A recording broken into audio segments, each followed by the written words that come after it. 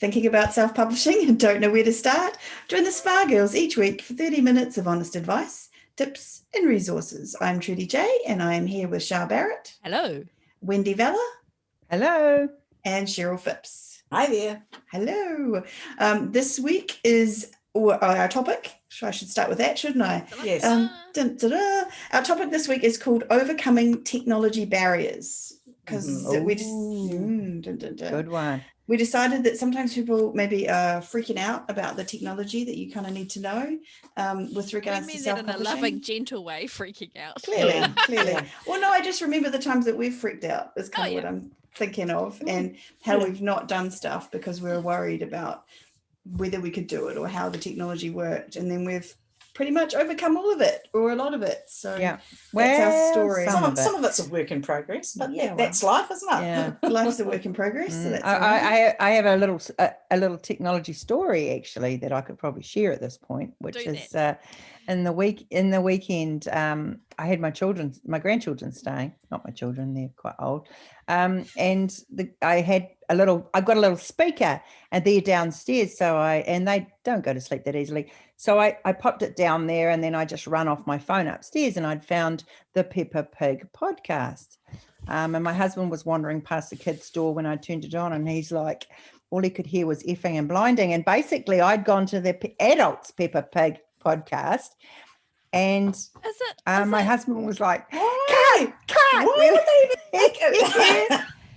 I don't know. So I'm curious about the stories of what would be on the adult. No, you're not. No, this is not the podcast for that. I want to go listen to it now. That's the other podcast we do at night. No, I'm We'll put the link in the show notes. Anyway, I'm assuming this isn't an official Peppa Pig adults only podcast. This is as it turned out, nothing happened. They have heard their parents and grandparents say the F word occasionally. So that was just changed, and I quickly slid into the next podcast, and nothing was missed. Right, and that was the proper one. Yeah. Awesome. So, have you removed the Peppa Pig adults only from your subscription list? Deleted no children were harmed in the making of this podcast. No, much. I, however, my heart nearly stopped. Oh, come on. Be honest, you went and listened to that podcast afterwards to hear the story. Absolutely. So anyway, that's an awesome story about how technology can go horribly wrong, but can be recovered. So I remember when we first started. So for example, on the podcast, and we were trying to figure out how it all worked, and we recorded stuff, and it was terrible. And it was awful.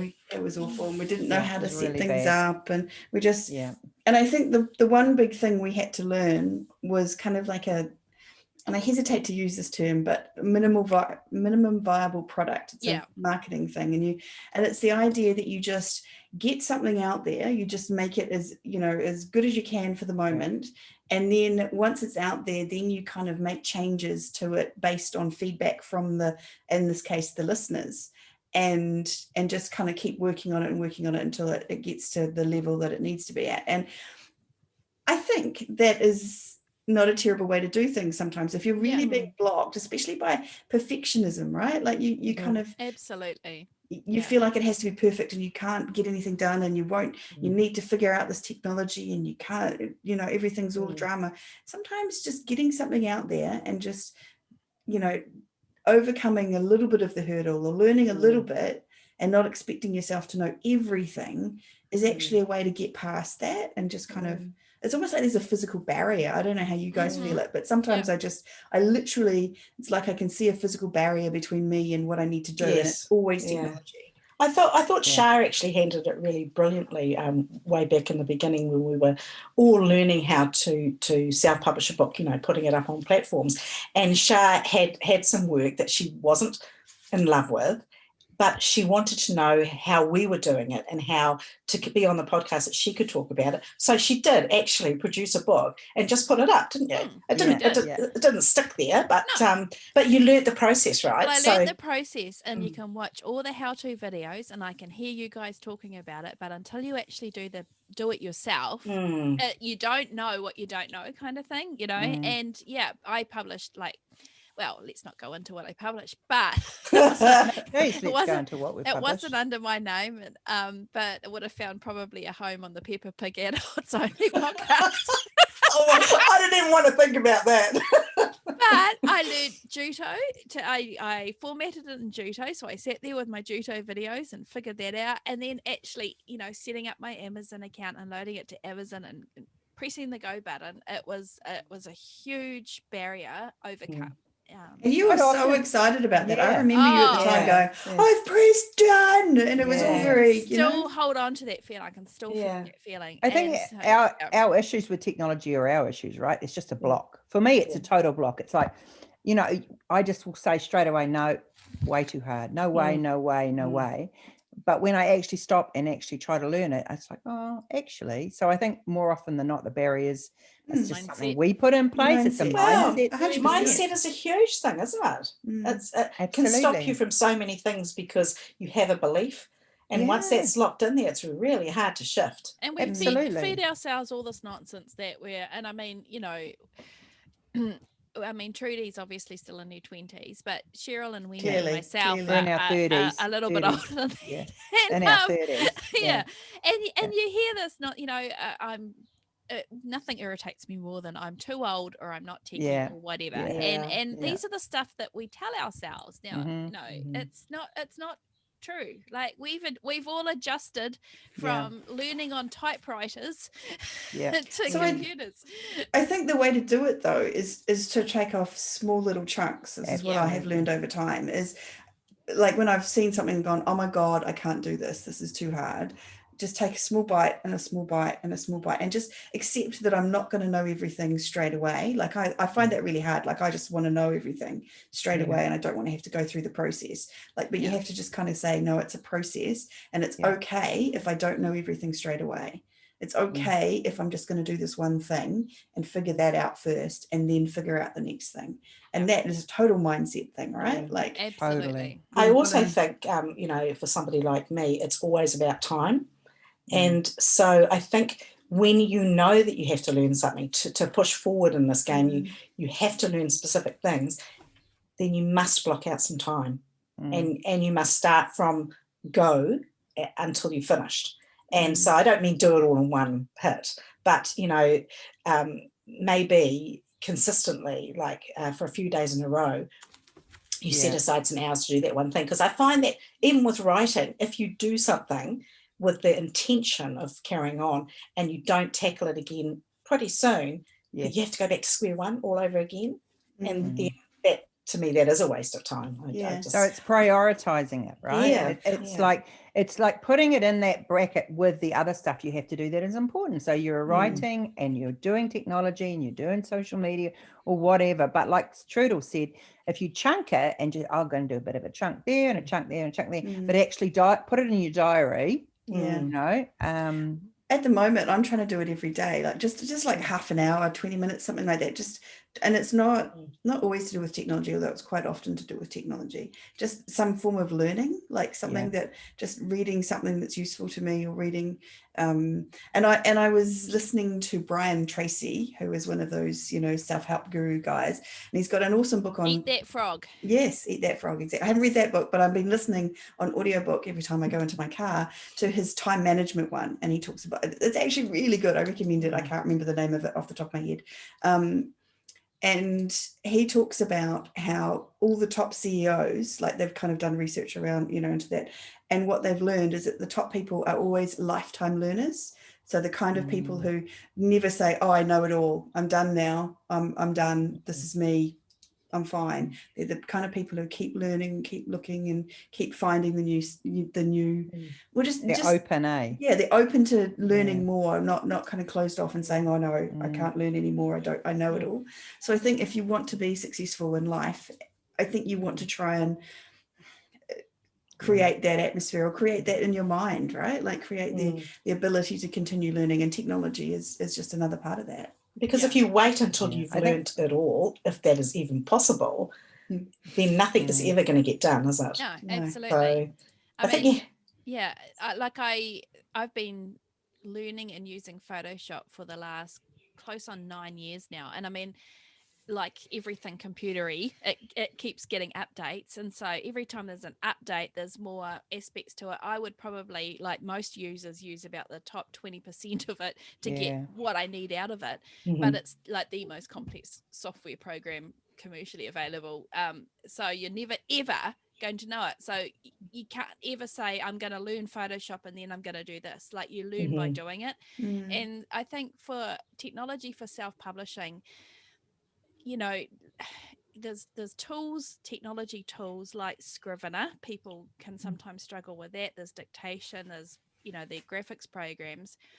But in terms of what you actually need to learn, I think probably the number one first would be learning how to do formatting, because that's going to save you a lot of money long term. Not even money. I think it's time. And time. And the ability to just go and make a quick change and then, bung it up. Like, it's the whole process of having to send it to the formatter and then wait for them to get it back. Well, especially if you put the book up there and you immediately get slammed for, I don't know, not even typos, but something that is glaringly obvious. You've missed something, or your editor's missed something, because it will happen. Yes. And you need to change it, but you need to change it right now. That formatter might not get back to you as soon as you email them. And like Shah said, they are going to charge you again, most likely. Because they're not there to do editing, they're just formatting. And so and I think for a lot of authors starting off, they find formatting really intimidating, the thought of formatting something. And yet, ironically, I'm one of them. I get it. I totally get it. Get a Mac and get Vellum.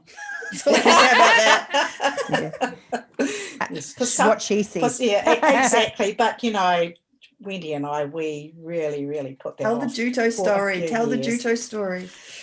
We were terrible. Wrong with Juto. Quick disclaimer. No, it's great. We really liked it. It was great. We didn't. We put it aside. But because of mindset, right? And because we were of like, your mindset. I just can't. And of course, you keep saying that, and no, you cannot. Because if you don't even try, no, you cannot. Yeah. But Cheryl learnt it before me. And I was like, absolutely. And Wendy's really competitive. So she has to do it too. No, not in it. So anyway, I'm not a very good. I don't like written instructions. I just don't like reading them. Also, mindset. That's just my thing. Just saying. Mindset. And I will read them and not remember anything. But give me a book on history or something, I'm all over. I'm your girl. But so what I did was I went to YouTube and I put in, somebody please help me learn Vellum, and Vellum or something Juto popped up. Juto, sorry. So I then just set it up on another screen beside my computer, and I had it down within. By that day, I was an absolute whiz being formatter. And that's so me. I just my instant reaction to anything new is block. If it's new, if it looks too much, I'm just like, nope, not going to happen. Not going to happen. My husband drives my husband insane. He's like, just try it. Come on, love, just try it. And I'm just like, no, gently not gonna. You can't make me. You can't make me. And then after I've done it, he said, it's the funniest thing. He said, because after it's like I'm Rocky running up the top of the steps. It's like, yes. So can I just on a practical note, can I suggest that if you are learning things, it does really help to have two screens. So like I've got I work off two screens, which makes life so much easier. And you can have like your instructional or your tutorial on one screen, and then you can be doing it on like whatever it is. Are they connected screens, or is it, you mean just two separate? Connected. So it's just a cable. It's technology again. Yeah. But I was wondering whether it was two laptops or something. No, it's a laptop, but not for you. Monitor. Like for technical people like me, I just got my old TV monitor, whacked that up, and went to an electronic shop and said, "This is what I need." And he said, "Here you are, love. Take that." And I plugged that into one and the other, and there I've got two screens. Yeah, it does make life a lot easier when you're learning things. And I think too, Wendy made a really good point about how she learns, and how like some people it is like it's easier to write it down or read it from somebody else or watch it or have somebody sitting beside them and learn. Like it's different learning There's a ways? thing that you can look up. I mean, just maybe Google it, but like your learning styles, and it's like a quiz that you can answer about your learning styles, and then they kind of tell you the best way. And I think I did it, and I was like a visual learner, and that like I can't just read a book and kind of understand something. I kind of almost need to have. So like I learned this from university days. I take notes because it's kind of like I don't know, it's what do you call that when you're like physically doing something? Kinesthetic, yeah. Like I listen better because I'm having to take the notes and I write it down, and then but I never go back to them. Like I've got hundreds of notes from conferences and things that I mean, sometimes I do, but like in a general way, I don't go back to them. It's not about necessarily going back to them as such. It's just about that's how I remember things better. Same. Yeah. Exactly. But I think if you're that way inclined, then there is different ways of learning this technology to suit your way. So case in point, so I'm trying to teach my 82-year-old mother how to use her smartphone. And the major mistake I made was sitting there holding onto the phone and showing her what to do. Like, here's where you press for WhatsApp. No, you need to make them do it.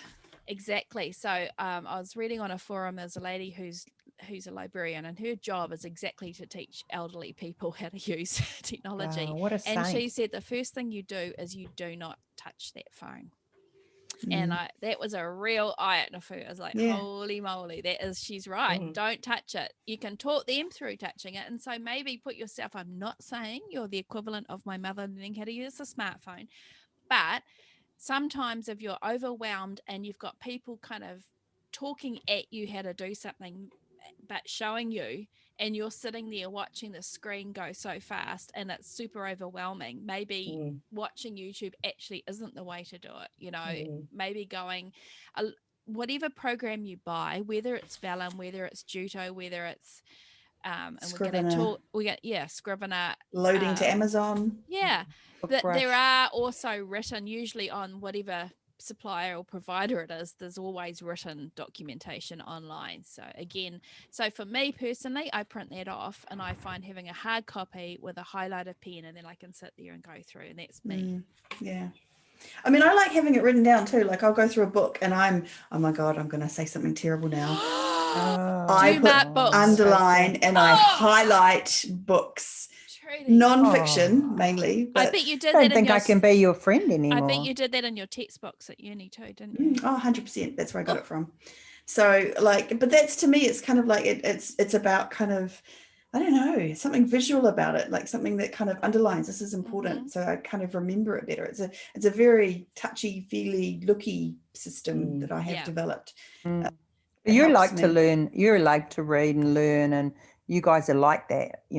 For me, it's got to be, if I've got to learn something, if I've got to learn something, it's got to be done very quickly. Whereas, what's interesting is I struggle with videos.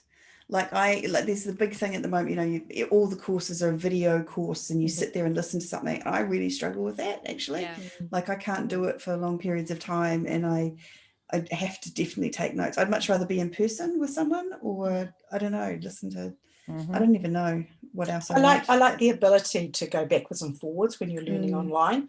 I think that's really, really cool.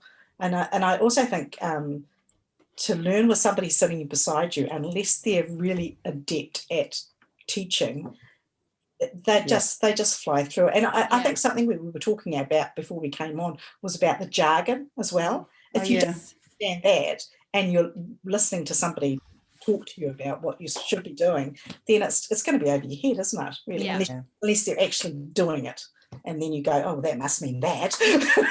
Right. It's about, let's talk about uncomplicating it, right? I'm just saying, I think for me, if I'm going to learn something, it must be uncomplicated. It must be in plain speak, and it can't be someone rambling. That's the way I learn. I need that. Go to A, go to B, and you will get to Z. Boom. Whereas some people love all the crap that goes with it. Oh, she went there. Not judging anyone else who learns differently to Wendy or anything. Isn't that typical Wendy? Straight, right, linear, man. Just get that. She did forget C, D, E, blah blah. Just went straight, blah blah as long blah. as she gets to Z, that's okay. But actually, I think Trudy, I think we should talk about the jargon, because I do think this feeds into the voices in our head that I'll never understand this. So you've actually got the technology to learn, but before that you've kind of got a second language to learn as well sometimes, and that can seem really intimidating.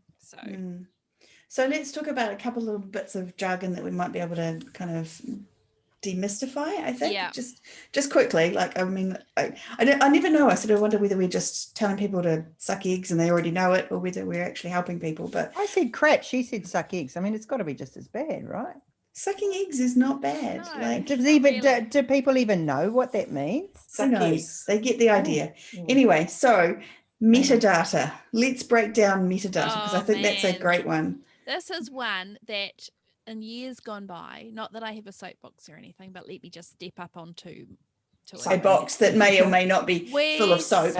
We spent years sitting in conferences at the dawning of the self-publishing age, and you'd have publishers saying, you know, of course we look after, you know, why would you not traditionally publish? Because we look after all the metadata, and they used a capital M for metadata, and everybody. And it was great and secret knowledge, and that it was no one great else. and secret. It was kind of like some like cave hidden somewhere, you know, where they've gone metadata and the Holy Grail. and you had to have the key to unlock to access the metadata. And everybody's like, wow, you know, by all means, let me give up 70% of my income in order for you to do the great metadata. And that used to. But we're not pissy about that, so we're no, moving on. and this is, you know, I'm not bitter, which is good. This is you not being bitter. Well, no, I'm not bitter. I'm righteously indignant on behalf of every single author. Is that what we're calling it? That's not bitter, though. No, that's not bitter. They pay money to sit there and listen to the. Anyway, so all metadata is how people find your book. It's how you would describe your book. That's it. Like it's not. It's okay. So in the context of publishing a book, what is included in the metadata? What is the information that's metadata, Shah? So it's your author name, your title, your subtitle. It is the search terms that you tell the store on what shelf to put your book. So if you think about you've got your book in your hand, and you've got your cover on it, and you're walking into a physical bookstore, and you hand it over to the shop assistant and you say, can you please put this on? And if you've got a romance, you'd tell them to put it in the romance section, but it's an inspirational, so maybe in the, you know, inspirational romance section. All that is making sure that your book is on the right shelf. And that's your categories and keywords. Yeah. Inside the Amazon and I mean, or whatever. There's other aspects to it. So there'll be like, for example, if it is inspirational fiction, there would be reference to that probably in your blurb. So your blurb is part of this metadata, but all it means is there's words in the blurb that would indicate it's inspirational. So you wouldn't use things like, you know, sizzling hot, raunchy, you know, Peppa Pig farmer kind of thing in your inspirational. No, it's ruined. Oh my gosh. I just say. Imagine, I'm going to listen to that Peppa Pig adult thing now, because I'm like. Yeah, we've probably boosted their ratings. I don't know. And lost our own. Anyhow. So that's what metadata is. Don't let them feed you a line. The nasty, the man, the woman. Them. All of them. And here's the with thing. an A on the end. Here's the thing, is with everything self-publishing, as you learn more, you think, maybe my book could also go on that shelf too. So let me go in and adjust my, you know, metadata, and it can go on that shelf too. You can always fix it. Always, or it's not even fixing. Sometimes it's just adjusting, like, hey, look, maybe my sales have started to change on this one, maybe I'll put it on that shelf. But here's the thing, in that direction, if you step into the bookstore with your inspirational fiction romance, you have been listening to the Peppa Pig podcast, suddenly farm animals are it for you, and you mistakenly say, let me shelve my book over here under sexy farm animals at the time, because it seemed like a good idea, that you can fix that. Really good. So you can't screw this up, people, as well. That would be something you'd want to fix. right your away. also boards might be Right a bit away. messed up if you farm your inspiration not- farm. If you put your inspirational romance under shifter farm animal romance. No, shifter. Don't say shifter. Don't even bring that She up. didn't even bring the shifter in. It would So be gone what? to farmers. She's talking about real farm animal romance. Like I know. Don't look. Like- Can we not? Oh. Can we just? Okay, move on.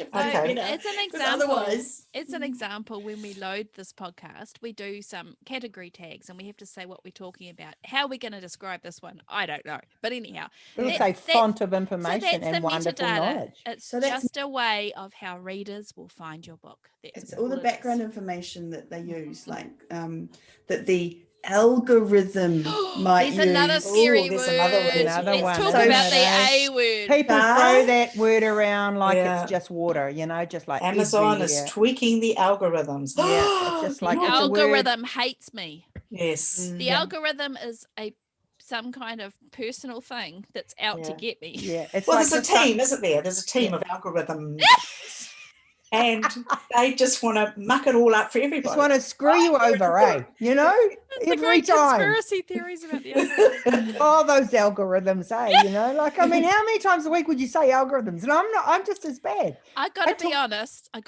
is a handy thing to throw out. Yeah. I'm sorry. It's I'm the grumpy. algorithms. I'm It's the sorry. algorithms. Yeah.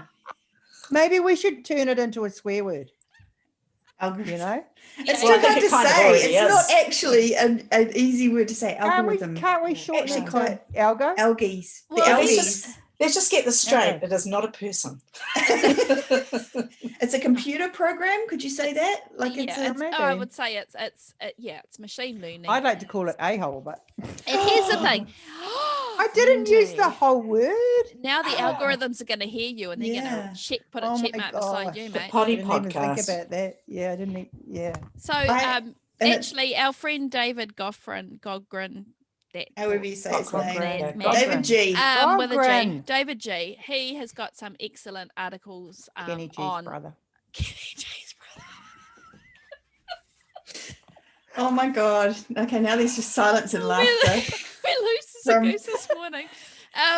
He has got some excellent articles on it, and it's got different names, and people that are super into data science and all that kind of thing know these things. But the bottom line is, just first of all, read, particularly for the retailers, read their information for publishers, and do what's you're What told they to request, do. yeah. I mean, I To think a try good and idea is to do- listen to David G, not related Yes. to Kenny G, and figure it out. But basically, I used to work at a Stop it. polytech where they were doing what they call big data, and big data is when you have a large number of data points. See, Like, that's a for scary example, thing as well. You think big data, you think giant rooms, don't you, of things. With flashing lights. No, I don't think that at all. But you guys go with that thinking.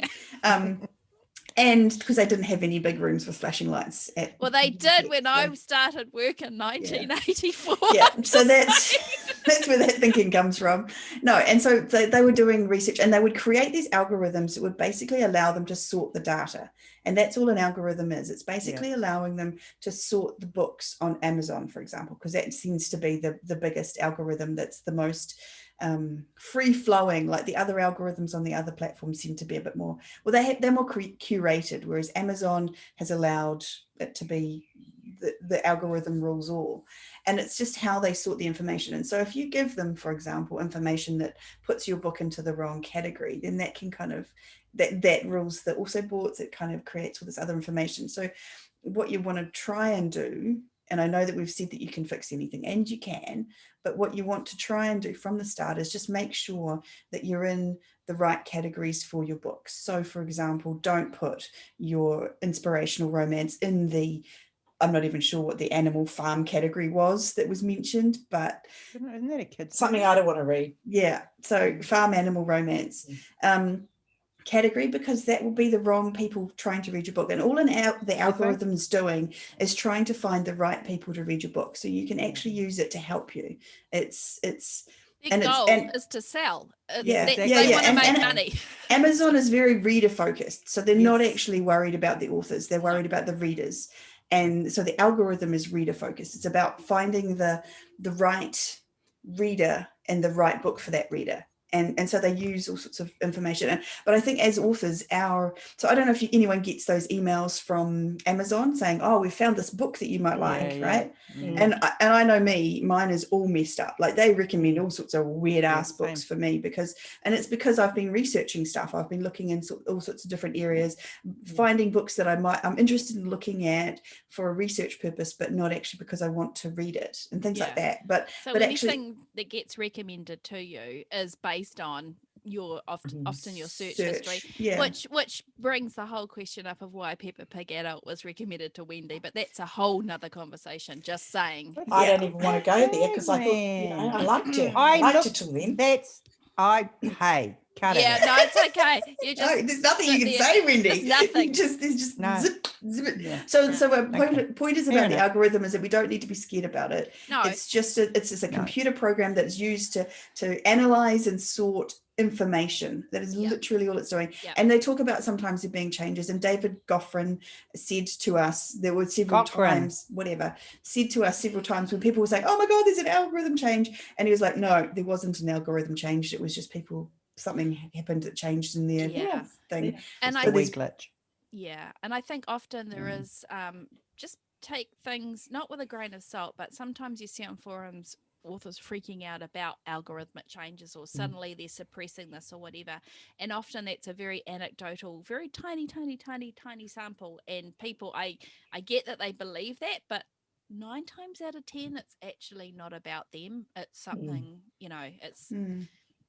it's not personally directed at their books or them. I mean, well, it's never personally directed, is it? It's like it's any changes that are made. Like I remember that Amazon were making changes to the Autobots for a while there and making them disappear and reappear, and they do. They try things. They try things. They A/B test stuff, and there are small changes like that. But that's not the algorithm. That's just them testing the format and the setup. And I think the thing is, it's worth repeating, Trudy, which is Amazon is completely reader focused, and so authors are way down on the totem pole of importance. So if you keep your own ethos similarly reader focused, then you can't go too wrong. And I don't get too look. I know this is a technology talk, but don't get too caught up in all of that either. It's easy to go down that rabbit hole of vitriol and anger and angst and get frustrated by it. Really, there's nothing you can do. They're the big behemoth. They'll do what they need to do. You just got to do what you need to do and end a story, And that's right. Just play by the rules. Play by the rules. Yeah, exactly. Always abide by the rules, and don't stick your head up too high. It's really funny because Wendy's the rebel. Remember we did that thing and it was like Wendy was the rebel, and she's here telling us that you need to follow the rules. Play by the rules. Just occasionally I'll step out. So not often. I think for formatting and for kind of the metadata, they would be the biggest technology things, would you say, that authors maybe struggle with initially, like getting over? Would they be the biggest I think the fear of loading, like actually the formatting wasn't a big deal for me. It was the idea of having to, like for me, it was like setting up my Amazon account, figuring out the tax stuff. Like when I set up, we still had to get the EIN number and all that stuff, and now you just have to use a tax number. But there's all sorts of, like, I hate filling out forms. I don't know about anyone else, but they have scary forms. Yes, they are scary. Like, and your tax forms, it's like, what kind of business are you, and are you this kind of one or that kind? And it's like it doesn't actually match with what we have in New Zealand and all this kind of stuff. And then put your bank number in and needing of this number to go first, and then this number.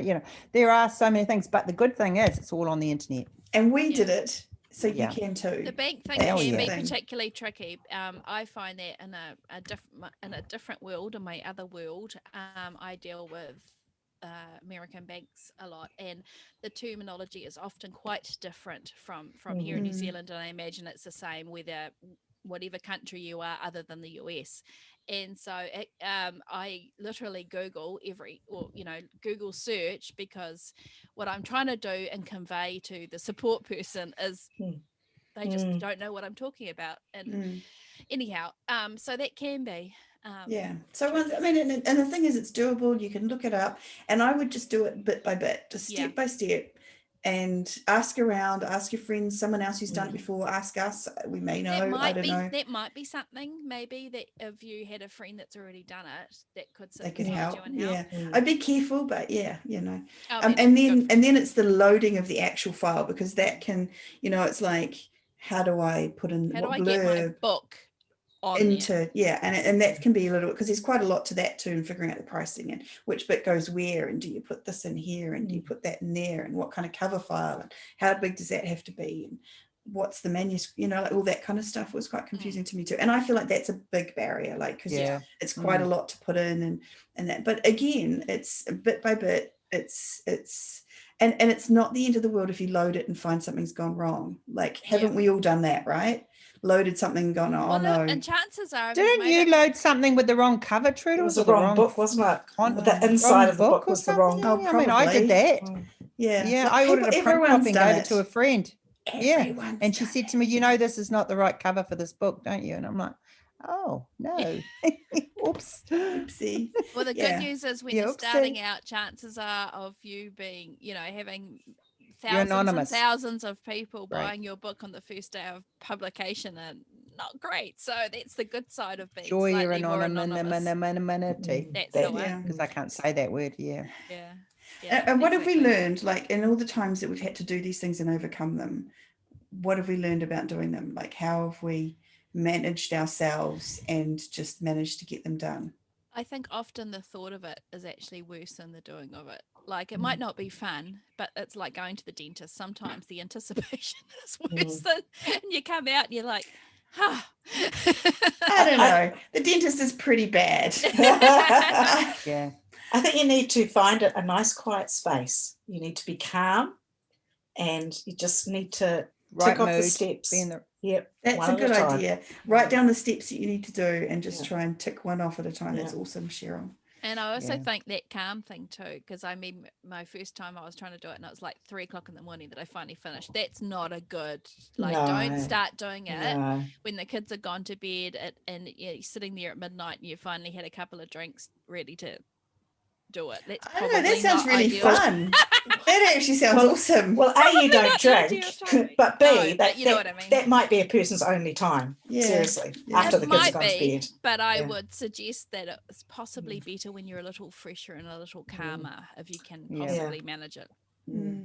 What about you, Wendy? What gets you through the blocks? Talking loudly to someone.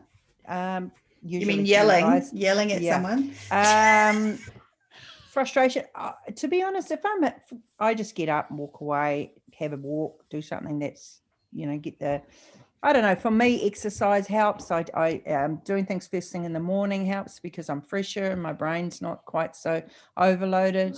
I think, what are you laughing at? My dog's yipping. I was wondering it was your... I wish you could see her. She's going, yep, everywhere in the house. But yeah, I mean, like I say, technology has always been a barrier for me. So when I know I must do something, then I have to, I put it in there and I just have to do it. Yeah. And I get it done as soon as I can, because if it's done, if I don't, I'll just find that it just simmers in my brain. I can't sleep. And oh my God. I think that's really right. Something hanging over you is not good. It's not good for any of the other creative juices. Do it. Just I've always been a person that if something, I don't want to do something, I just do it straight away, because then it gets it out of the way. It's like going into the water slowly with one toe at a time because it's freezing. Plunge, go plunge in there. That. Get in that water. Cannot jump in the water. Oh my God, cannot. Must go in slowly. So I think take confidence, the fact that we've all screwed up too. Yeah. And it's okay. We didn't explode. Okay. The world did not end and our careers did not die an awful death. It's okay. Yeah. One thing I wanted to say is, and I don't know if this is, I may be paraphrasing incorrectly, but perfect is the enemy of done. Mm-hmm. And I love is the enemy of done. I say a lot of things are the enemy of done. Like perfectionism is just the enemy of done. Like you're not going to get it done if you think that you have to know everything or you have to have it perfect. It doesn't have to be perfect. It just needs to be out there. Be happy with good enough for now. Yeah. And going back to circling right back to the start, as we're coming up on our time here, is that if you've got a short story that you finished, name it after your dog. Like that can be the author, and have do a practice run of uploading that onto Amazon or the retailers. Now, just going back to quickly sidelining uploading, I see a number of authors saying, can I get somebody to do it for me? I would we would strongly recommend you do it yourself. I think it's really necessary. You can outsource your formatting, you can outsource even somebody helping you define the keywords and categories, but the actual control of the account and uploading, I think you should do it yourself.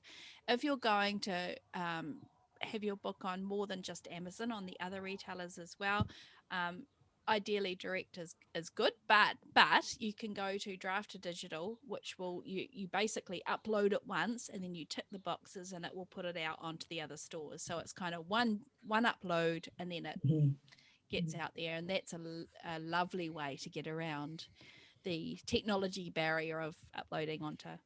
And just know that you can do it one way and start out that way. Do you know what I mean? Like just start with Amazon, and that's it. Even if you want to go wide, put it on Amazon and don't tick the KDP thing, or select, whatever it's called, and leave that for a bit. And then the next month, put it on Kobo or put it on Draft to Digital. Just step by step. Don't make yourself overwhelmed and freaked out, because as soon as you start trying to do everything all at once, you freak out, you get overwhelmed, and then you do nothing.